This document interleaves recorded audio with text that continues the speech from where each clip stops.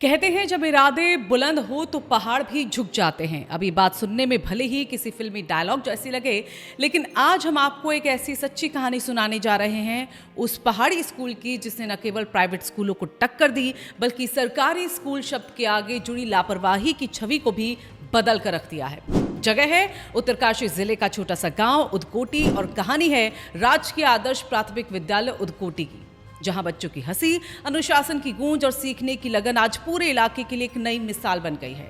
पहाड़ के जिन इलाकों से आए दिन भर खबर ये आती है कि बच्चे नहीं हैं, स्कूल बंद हो गया है, शिक्षक नहीं है तो क्लास ठप हो गई है, वहीं उसी ब्लॉक पुरोला का एक सरकारी स्कूल आज 72 बच्चों की चहल पहल से गूंज रहा है। जी हाँ, 72 छात्र छात्राएं जो किसी भी सरकारी प्राथमिक विद्यालय के लिए एक बहुत बड़ी संख्या है।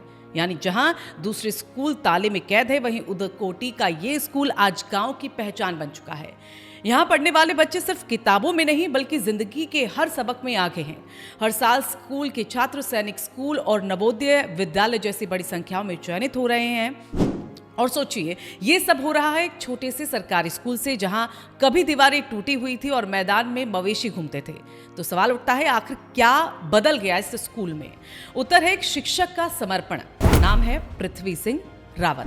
साल 2016 में जब पृथ्वी सिंह रावत यहां स्थानांतरित होकर आए तो सामने एक नजारा देखकर शायद कोई और हार मान लेता, लेकिन रावत सर नहीं माने। उन्होंने खुद की जेब से पैसे खर्च कर स्कूल की चारदीवारी बनवाई, क्लासरूम की मरम्मत करवाई और सबसे ज्यादा बच्चों और अभिभावकों का विश्वास लौटाया।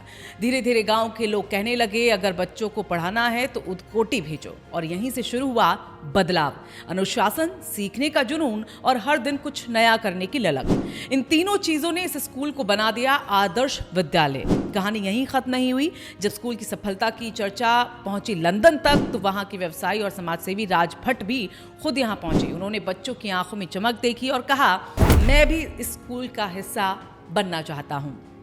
जी हाँ, यही शब्द थे। राज भट्ट ने एक अतिरिक्त शिक्षक रखने का जिम्मा उठाया, स्कूल को नया क्लासरूम, कंप्यूटर और शैक्षणिक सामग्री दी। उन्होंने स्थानीय युवकों को शिक्षक के तौर पर नियुक्त करवाया, जो अब बच्चों को पढ़ाई के साथ खेल, संस्कृति और अनुशासन की शिक्षा भी दे रहे हैं। सोचिए जरा, एक सरकारी स्कूल जहां शिक्षक ने अपनी मेहनत झोंक दी, विदेश में बैठे व्यक्ति ने मदद का हाथ बढ़ाया और गांव के लोगों ने विश्वास के बीज बो दिए। तो परिणाम क्या हुआ? चमत्कार। आज इस स्कूल की चर्चा ब्लॉक से लेकर जिला स्तर तक होती है, कई बार सम्मानित भी हो चुका है और बच्चे हर दिन गर्व से कहते हैं, हमारे स्कूल जैसा कोई नहीं। लेकिन इस कहानी में सबसे बड़ा सबक क्या है कि अगर शिक्षक समर्पित हो तो सरकारी स्कूल भी किसी प्राइवेट स्कूल से पीछे नहीं। फर्क बस नियत और मेहनत का होता है।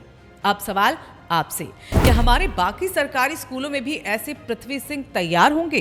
क्या गांव-गांव में ऐसे उदकोटी खड़े हो पाएंगे? और क्या समाज, सरकार और लोग मिलकर हर बच्चे को वो माहौल दे पाएंगे जहां शिक्षा सिर्फ किताबों तक सीमित ना हो बल्कि जिंदगी भी सिखाए? अगर आपको भी लगता है कि ऐसी कहानियां देवभूमि के हर गांव से निकलनी चाहिए तो इस वीडियो को लाइक जरूर करें, अपनों के साथ इसे शेयर करें। और अगर आप शिक्षा में बदलाव की इस क्रांति का हिस्सा बनना चाहते हैं तो चैनल को सब्सक्राइब करें, क्योंकि हम हर हफ्ते ऐसी कहानियां लेकर आते हैं जो दिल को छू जाएं और सोच को जगा जाए। और ये थी कहानी उत्तरकाशी के उदकोटी गांव की, जहां सरकारी स्कूल नहीं बल्कि गौरव की पाठशाला चल रही है।